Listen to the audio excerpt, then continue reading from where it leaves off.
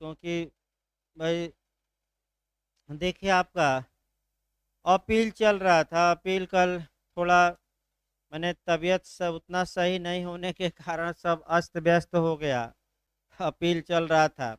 फिर से हम एक बार अपील का शुरुआत करते हैं, क्योंकि कल जो क्लास चला था थोड़ा बहुत अस्त व्यस्त हो गया था। तो फिर से एक बार हम आपका अपील को शुरू करते हैं। अपील के बारे में पहले सामान्य प्रावधान देखिए, और उसके बाद से आपका कैसे धाराओं को तोड़ना है, किस धारा के साथ कौन सा आदेश पढ़ना है, और किसकी अपील होगी, अपील का अधिकार कब क्रिएट होता है, अपील नहीं किया तो क्या होगा, अपील का समय कितना होता है, और अपील न्यायालय कौन होते हैं, इत्यादि जो छोटी छोटी बातें हैं शुरुआती दौर में ही आपको पढ़ना है। देखिए कल हम शुरू किए थे, जहाँ तक अपील का प्रश्न है। अपील का शाब्दिक अर्थ होता है शिकायत करना।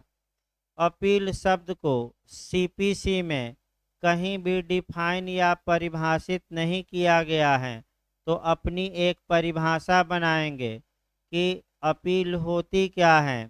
तो अधीनस्थ न्यायालय द्वारा दिए गए किसी डिक्री या आदेश की ऊपर के न्यायालय में शिकायत की जाती है, और ऊपर के न्यायालय से ये डिमांड की जाती है कि इस डिक्री में, यानी कि हिंदी में आज्ञप्ति में, या आर्डर यानी कि आदेश में, या तो परिवर्तन किया जाए या इसे सेट एसाइड किया जाए, यानी कि पूरी तरह उलट दिया जाए। तो अपील सदैव कहाँ की जाएगी? समान न्यायालय में, कि सबॉर्डिनेट या अधीनस्थ न्यायालय में, कि अपर कोर्ट में की जाती है?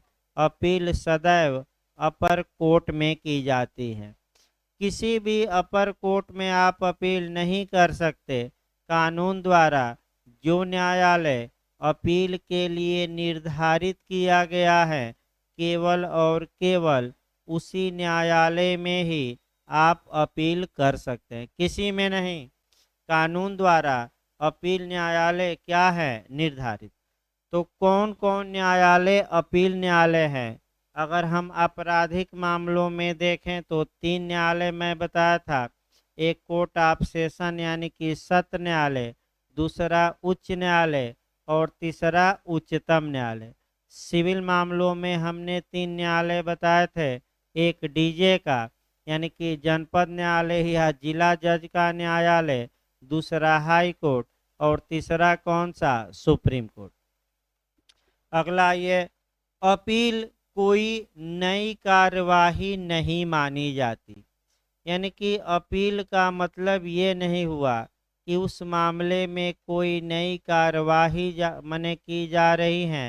अपील पुराने मुकदमे की ही निरंतरता मानी जाती है। जैसे कि उदाहरण के रूप में जिला जज ने कोई आदेश या डिक्री पारित किया और उसके खिलाफ आपने अपील हाई कोर्ट में की, तो ये नहीं माना जाएगा कि आपने हाई कोर्ट में नया मुकदमा कर दिया। नया मुकदमा नहीं, जो ये जिला जज में मुकदमा चल रहा था वही मुकदमा अभी भी क्या है? कायम है, पेंडिंग है, या उसी मुकदमे को आगे बढ़ाया गया है कहाँ जाकर? अपील में। अब अपील किसकी की जाएगी? सीपीसी के तहत निर्णय की नहीं की जाती अपील। सीपीसी के तहत जो अपील होगी वह डिक्री या आदेश की। ये याद रखिए। अभी हम सेक्शन तोड़ेंगे, अभी 2-4 और बातें हैं, सामान्य बता दिया जाए। जो सबसे महत्वपूर्ण है, 2 बातें आपका हर हाल में जाननी है। पहला, अपील का अधिकार कब क्रिएट होता है, कब जन्म लेता है। अपील का अधिकार कब उत्पन्न होता है, पक्षकारों में कब अपील का राइट निहित हो जाता है। तो जिस दिन मुकदमा दायर किया जाता है, अगर उस मामले में कानूनन अपील का प्रावधान था तो उसी दिन अपील का अधिकार पक्षकारों में वेस्टेड हो जाएगा, निहित हो जाएगा, समाहित हो जाएगा। दूसरा नियम, अगर बाद में कानून में परिवर्तन भी लाया जाता है तो इस अपील के अधिकार को छीना जा सकता है कि नहीं? नहीं छीना जा सकता। ऐसी दशा में जब पुराना कानून समाप्त होता है और कोई नया कानून बनाया जाता है तो जो पुराने कानून के तहत अपील के अधिकार रहते हैं वे अधिकार सेविंग किए जाते हैं। एक उदाहरण आपका एक सीपीसी में हम बता रहे हैं और दूसरा सीआरपीसी में। सीपीसी की धारा 157 और 158 पुराने कानून के तहत जो अधिकार पक्षकारों को प्राप्त था वह प्राप्त रहेगा। नया कानून उस अपील के अधिकार को छीनेगा नहीं। ये स्पष्ट रूप से आपका सीपीसी की 2 धाराओं में हल्का हल्का है और जो लास्ट धाराएं हैं चूँकि 158 ही धारा है तो कौन कौन सी धाराओं में है? 157 में और 158 में। जहाँ तक क्रिमिनल मामलों की बात है, आपराधिक मामलों में भी यही नियम है और सीआरपीसी की जो लास्ट धारा होगी आपका वह 484 यानी कि जो 484 है, एक बार जाकर आज घर पर पढ़िएगा। उसमें 2-3 बातें हैं। एक तो पुरानी सीआरपीसी 1898 को रिपील किया गया है, निरसित किया गया है। और दूसरा, पुरानी सीआरपीसी के तहत जो अपील का अधिकार था इत्यादि कुछ अधिकार थे, वे अधिकार संरक्षित भी किए गए हैं। यानी कि अपील का अधिकार छीन लिया गया कि बना हुआ है? बना हुआ है। जो पुरानी सीआरपीसी के तहत अपील का अधिकार था वह अधिकार समाप्त नहीं हुआ, वह अधिकार भी क्या किया गया? बनाए रखा गया। जाकर आप देख सकते हैं रिपील या निरसन भी है और उसी में दिया रहेगा संरक्षण भी। यानी कि कुछ बातों को बचाया भी गया है, सेविंग भी की गई है। अगला कंसेप्ट आया जाए, अपील का अधिकार सामयिक अधिकार है कि आपका माने अंतर्निहित अधिकार है कि स्टेचूट यानी कि संविध माने कानून, कानून माने संहिता माने अधिनियम द्वारा प्रदत्त अधिकार हैं। ये क्वेश्चन आपका कई बार आया है, गलत न हो। अपील का अंतर्निहित अधिकार किसी को नहीं होता। यानी कि आप किसी मामले में अपील तभी कर सकते हैं जब कानून स्पष्ट रूप से ये कहता हो कि आप इस मामले की अपील कर सकते हैं। अगर कानून अपील का प्रावधान नहीं करता तो आपको इनहेरेंट पावर या आप में निहित शक्ति नहीं होगी कि आप अपील करिए। यानी कि अपील का जो अधिकार है ये किसके द्वारा क्रिएट होता है? हमारे आपके द्वारा नहीं, विधि द्वारा। यानी कि अगर कानून में ये प्रावधान हो कि इस मामले में अपील हो सकती है तभी आप अपील करेंगे, अन्यथा अपील का आपको कोई अधिकार नहीं होगा। ये बातें स्पष्ट रूप से बताई गई हैं कानून में।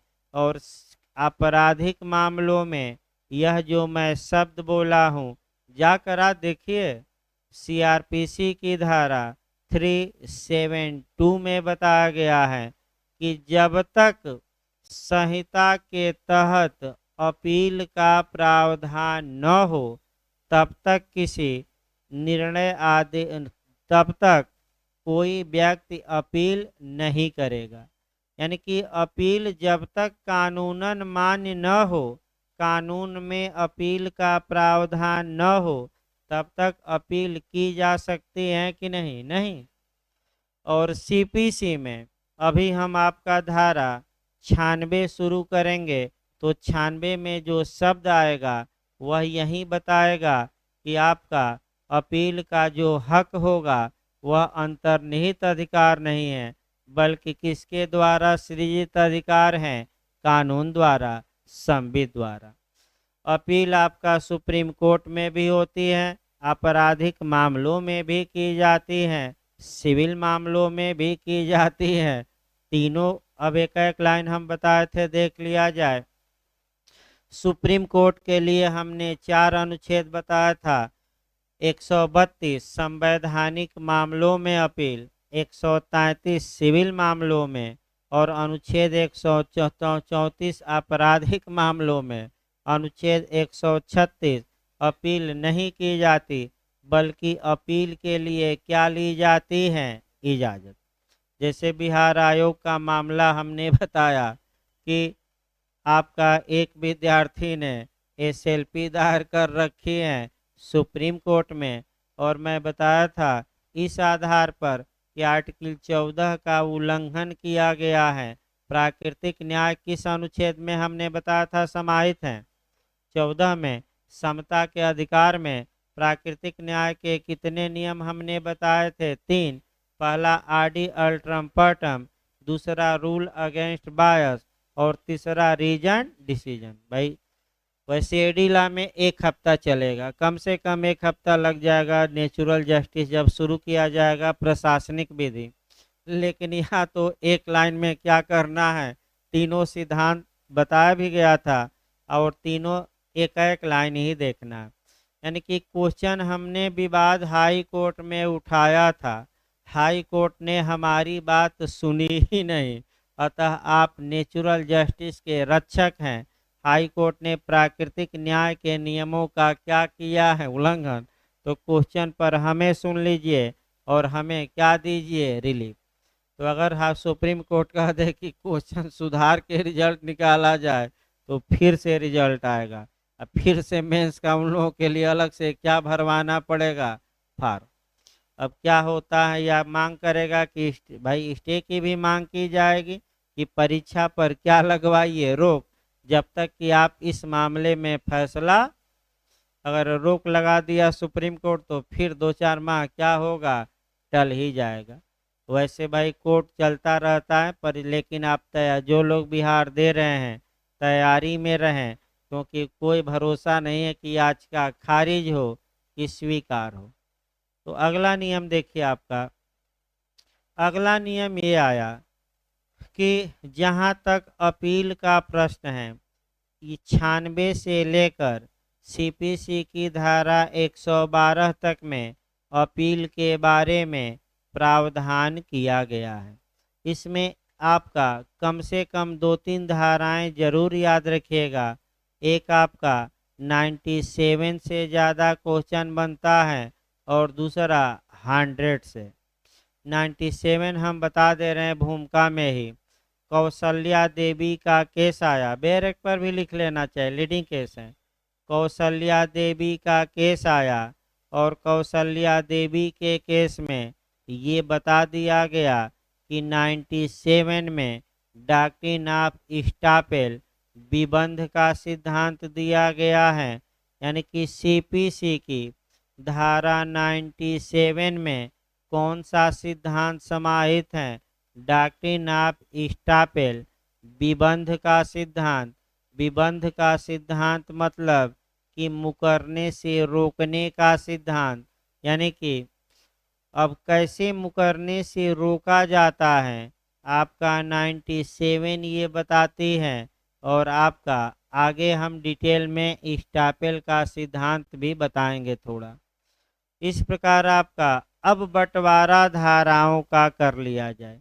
फिर एक बार याद रखिए, जो अपील होगी वह केवल और केवल किसकी होगी? जजमेंट की नहीं, याद रखिए किसकी? आपका डिक्री या आदेश। तो पहले हम डिक्री की अपील कराते हैं या आज्ञप्ति की। डिक्री की प्रथम अपील भी हो सकती है और डिक्री की द्वितीय अपील भी। यानी कि अपील में फर्स्ट बार जब फैसला आ गया तो उसके आगे भी एक बार हम क्या कर सकते हैं, अपील। तो डिक्री की फर्स्ट अपील या डिक्री की प्रथम अपील के बारे में धारा कौन से पढ़नी है, तो 96 से लेकर आपका 99 ए।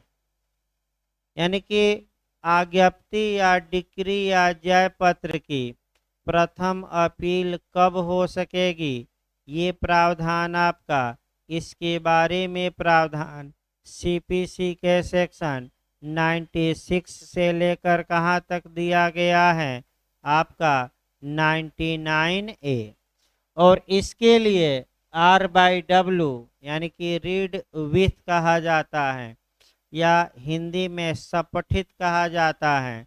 यानी कि इन धाराओं के साथ कौन सा आर्डर पढ़ना है, यानी कि प्रथम डिक्री की प्रथम अपील के बारे में प्रोसीजर किस आदेश में दिया गया है, प्रक्रिया किस आदेश में दी गई है, तो वह आदेश भी आपको पढ़ना पड़ेगा। और कौन सा आदेश है, 43 है ना, देखिए तो एक बार देखिए तो हल्का सा 41 है ना, 41 यानी कि आदेश कौन सा प्रक्रिया के लिए पढ़ना पड़ेगा, 40। ठीक है भाई, 41। अब आइए आगे बढ़ा जाए धाराओं का। डिक्री की दूसरी बार भी अपील हो सकती है, सेकेंड अपील। यह अपील आपका जो सेक्शन काम करेगा वह धारा 100 से लेकर और 103 तक। यानी कि डिक्री की द्वितीय अपील या सेकेंड अपील या अपीलीय डिक्री की अपील, दूसरी बार हम अपील में उसी मामले में जाएंगे आगे कोर्ट में। ये कहाँ से कहाँ तक दिया गया है, तो 100 से लेकर कहाँ तक, 103 तक। ये अपील केवल हाई कोर्ट में होगी, अब लोअर कोर्ट में नहीं होगी। तो डिक्री की सेकेंड अपील या द्वितीय अपील कहाँ होती है, केवल और केवल कहाँ, हाई कोर्ट। तथ्य के प्रश्न पर की विधि के, तो तथ्य के प्रश्न पर नहीं, केवल क्वेश्चन ऑफ लॉ पर बताया जाएगा। और प्रथम अपील पूछा जाता है तथ्य और विधि दोनों के प्रश्न पर, लेकिन द्वितीय अपील केवल किस प्रश्न पर, लॉ के विधि के प्रश्न पर। कहाँ होगी, सदैव हाई कोर्ट में। इसके लिए जो प्रक्रिया दी गई है, आगे बढ़ते रहिए, आदेश 42 में दी गई है। किसमें, यानी कि इसके लिए कौन सा हम आदेश पढ़ेंगे, आदेश 42। इसके बाद आइए, इसके बाद आदेश की अपील। आदेश की अपील के बारे में जो सेक्शन आपका दिया गया है 104 और 105 मुख्य रूप से हैं, और इसके लिए प्रक्रिया दी गई है आदेश 43 में। इसके बाद आपका आदेश देखिए तो 106 तक है ना। आदेश की अपील के बारे में 3 धाराएं हैं, देखिए इसको ऐसे लिखिए भाई, 104 से लेकर और 106 तक। और इसके लिए प्रोसीजर किस आर्डर में दिया गया है, 43 में। आदेश की केवल प्रथम अपील हो सकती है, द्वितीय अपील नहीं होती। तो क्वेश्चन आपका बनता है कि कौन सी धारा आदेश के सेकेंड अपील पर प्रतिबंध लगाती है, तो 104 का क्लाज 2। भाई याद रखिए, क्लाज वाइज पूछा जाता है कि धारा कौन सी धारा का कौन सा क्लाज आदेश की सेकेंड अपील, द्वितीय अपील या अपीलीय आदेश के अपील पर प्रतिबंध लगाता है। तो एक धारा 104 का क्लाज पढ़ना है। कौन सा क्लाज है, 2।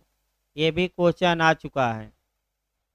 अगला ये, इसके बाद आपका कह सकते हैं कि अपील न्यायालय का पावर देखा जाएगा और अपील न्यायालय की जो शक्तियां होंगी 107 में होंगी और 108 में, यानी कि दो धाराएं अपील न्यायालय का पावर बताएगी कि अपील न्यायालय अपील में क्या कर सकता है, सब कुछ कर सकता है। एक लाइन अब आगे बताया जाएगा क्या कर सकता है, सब कुछ कर सकता है। अब उसका डिटेल में हम बताएंगे, मेंस में भी जेएस में आ चुका है कि अपील न्यायालय की शक्तियों का क्या करिए उल्लेख, तो हम बताएंगे डिटेल में। इसके बाद 109 से लेकर और 112 तक में उच्चतम न्यायालय में अपील है। 109 से लेकर और कौन सी धारा में 112 तक में कहाँ अपील हम करेंगे, सुप्रीम कोर्ट में। इसके लिए जो आर्डर काम करेगा 45, यानी कि धारा 109 से लेकर 112 तक में कुछ धाराएं निश्चित हैं बीच में। उच्चतम न्यायालय में सिविल मामलों में कब अपील की जाएगी और इसके लिए जो प्रोसीजर बताएगा, कौन सा आदेश बताएगा, 45। अब आइए, जब ये पढ़िएगा तो अनुच्छेद आप पढ़िएगा संविधान का कौन सा, 133, यानी कि हाँ तुरंत हम पढ़ाएंगे दोनों को रिलेट करके। संविधान का आर्टिकल कौन सा पढ़ना पड़ेगा, 133, और तब सीपीसी में बहुत छोटा है, 5 मिनट में समाप्त हो जाता है, मैंने 5 से 10 मिनट में क्या होगा, सुप्रीम कोर्ट में अपील समाप्त हो जाएगी, ज़्यादा समय नहीं लगता। और प्रक्रिया किस आर्डर में, 45। तो कम से कम एक बार आप आदेश तैयार रखिए और एक आदेश बीच में छूटा है उसको भी कहीं अलग लिख लीजिए। आपका 44 छूटा है तो इंडिजेंट पर्सन द्वारा अपील, अकिंचन द्वारा अपील। एक आदेश छूटा है, कौन सा, ये बिना धारा का है, स्वतंत्र आदेश है, इसमें कौन अपील करता है, अकिंचन, इंडिजेंट पर्सन। अकिंचन मने गरीब, निर्धन, गरीब ना लिखिएगा, फिर हम बता दें, थोड़ा लीगल भाषा में लिखिए, गरीब समझे रहिए, नहीं तो आपका लीगल भाषा में एक बार पूछा गया है तो गरीब और निर्धन नहीं, निर्धन लिख सकते हैं, निर्धन, लेकिन लीगल भाषा में अकिंचन। अकिंचन मतलब जो निर्धन है। अब ये है कि उसके बारे में तो दो आर्डर यहाँ, अकिंचन द्वारा अगर मुकदमा दायर किया जाता है तो आदेश 33 काम करेगा, और अकिंचन द्वारा अपील की जाती है तो कौन सा आदेश, 44। तो कम से कम अब एक बार आप अच्छे से, जो मिलाने के लिए प्री में आता है इधर से एक क्वेश्चन, फिर हम एक बार रिवीजन करवा रहे हैं आपका। प्रथम डिक्री की प्रथम अपील के बारे में प्रक्रिया किस आर्डर में, तो 41 में। डिक्री की सेकेंड अपील के बारे में प्रक्रिया किस आर्डर में, 42 में। आदेश की अपील के बारे में प्रक्रिया किस आदेश में, 43 में। अकिंचन द्वारा अपील किस आर्डर में, 44 में। उच्चतम न्यायालय में अपील किस आर्डर के में प्रक्रिया दी गई है, 45 में। और जब भी अकिंचन पढ़िए, अकिंचन द्वारा वाद पूछा जाए तो किस आर्डर में है, 33 में। कम से कम इसको रट्टा मार कर जाना है, क्योंकि मिलाने के लिए एक क्वेश्चन आपका निश्चित तौर पर आता है, गलत ना हो। ये मिलाने के लिए कहिए तो फिर हम 2 बार रटवाएं, लेकिन किसी भी हाल में ये जो मिलाने के लिए आता है, फिर हम एक बार बता रहे हैं। डिक्री की प्रथम अपील 41, डिक्री की द्वितीय अपील 42, आदेश की अपील 43, अकिंचन या निर्धन द्वारा अपील 44, उच्चतम न्यायालय में अपील आर्डर 45, और एक अकिंचन द्वारा वाद भी यहाँ देख लीजिएगा, कौन सा आर्डर, 33। इंडिजेंट पर्सन, अब वो बताया जाएगा, पूछा भी जाता है, जेस में भी बिहार में पूछा गया था कि कितना से अधिक पैसा न हो तो अकिंचन माना जाएगा, 1000, यानी कि उसके पास है क्या? हाँ, निर्धन भी लिखा जाता है, गरीब ना लिखिएगा। लेकिन कंपटीशन में अकिंचन आएगा, निर्धन आप अपने लिए लिख लीजिए, लेकिन भाई कंपटीशन में आपका निर्धन नहीं आएगा, अकिंचन शब्द आएगा, थोड़ा सतर्क रहना। इसीलिए लीगल वर्ड जरूर लिखिए, भले समझने के लिए गरीब लिख लीजिए, लेकिन गरीब देगा नहीं। और लीगल भाषा में ये अगर गरीब और अकिंचन दे कि क्या शब्द यूज हुआ है, तो आप अकिंचन मारिएगा। इसीलिए हम गरीब नहीं कहे, निर्धन लिख सकते हैं। जिसके पास धन न हो, तो बिहार ने पूछा कितना धन न हो, तो आगे हम बताएंगे ही 1,000 से अधिक पैसा। तो 1,000 अब गरीब के लिए ये है कि आपका पहले तो रिलीफ दिया जाएगा, वो भी कोर्ट फीस माफ की जाएगी, लेकिन चाहे बाद में गरीब जीते या हारे, वो कोर्ट फीस क्या की जाएगी? वसूल। यानी कि लाली पाप दिखाइए और बाद में लाली पाप का पैसा पूरी तरह क्या करिए? वसूल लीजिए। यानी कि टाफी खिलाइए और बाद में टाफी का पैसा क्या करिए? वसूल लीजिए। जैसे चायबाजी लोग करते हैं, तो चाय पिलाइए मौर्या जी जैसे, और बाद में कहाँ गायब हो गए भाई? उदाहरण ही बंद हो गया। तो लग रहा है कि अब खोजी कुत्ता खोज भेजना पड़ेगा। तो कहाँ गायब हो गए भाई? अब भाई खोजी कुत्ता भेजा जाएगा, तब पता लगा कर आएगा सूंघते सूंघते कि कहाँ है, और तब फिर उदाहरण शुरू किया जाए। फिर आपका देखिए आगे बढ़ा जाए इसमें, तो अब आपका 96 शुरू किया जाए, बेयर एक्ट की भाषा। और बेयर एक्ट महत्वपूर्ण है।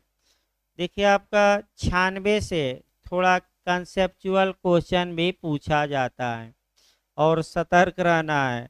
पहले बेयर एक्ट की भाषा देखिए, और जो जो हमने नियम बताए हैं उन नियमों पर थोड़ा गौर भी करिएगा। देखिए आपका 96 निकाल लीजिए भाई, बेयर एक्ट सब सही रहेगा। देखिए आपका मूल डिक्रियों की अपीलें, मूल डिक्रियों की अपीलें। एक उदाहरण बनाया जाए, मूल डिक्री किसे कहा जाता है?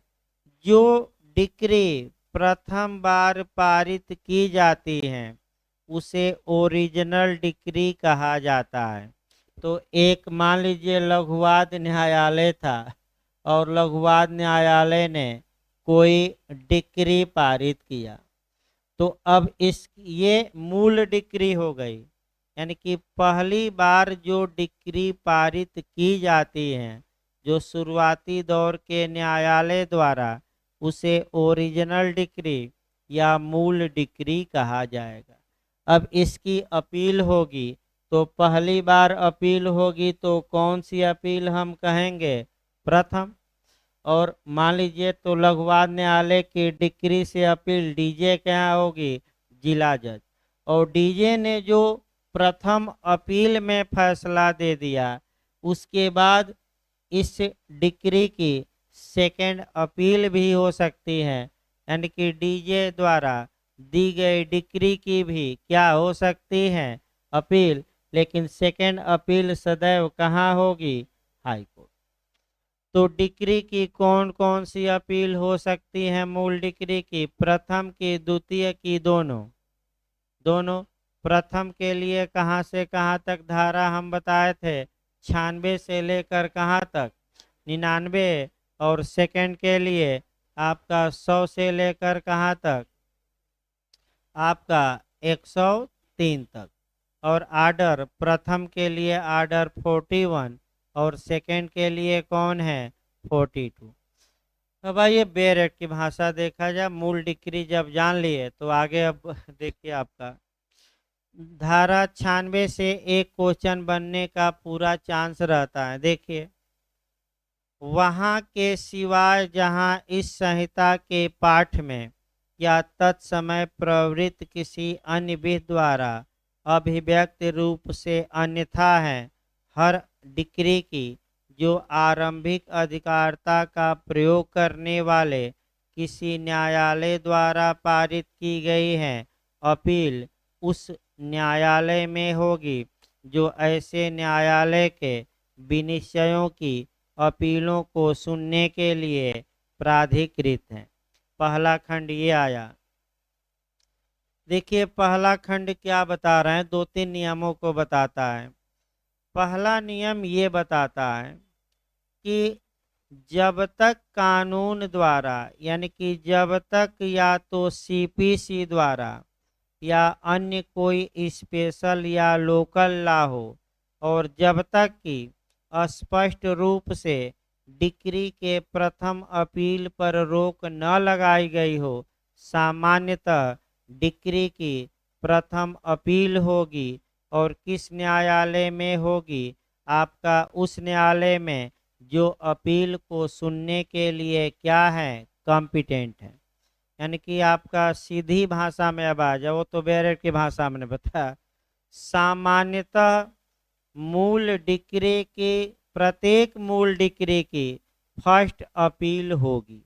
यानी कि सामान्यतः डिक्री अपीलीय होती है, यानी कि डिक्री की प्रथम अपील होती है, यानी कि प्रथम अपील डिक्री की हो सकेगी जब तक कि कानून द्वारा स्पष्ट रूप से प्रथम अपील पर बार या रोक न लगाई गई हो।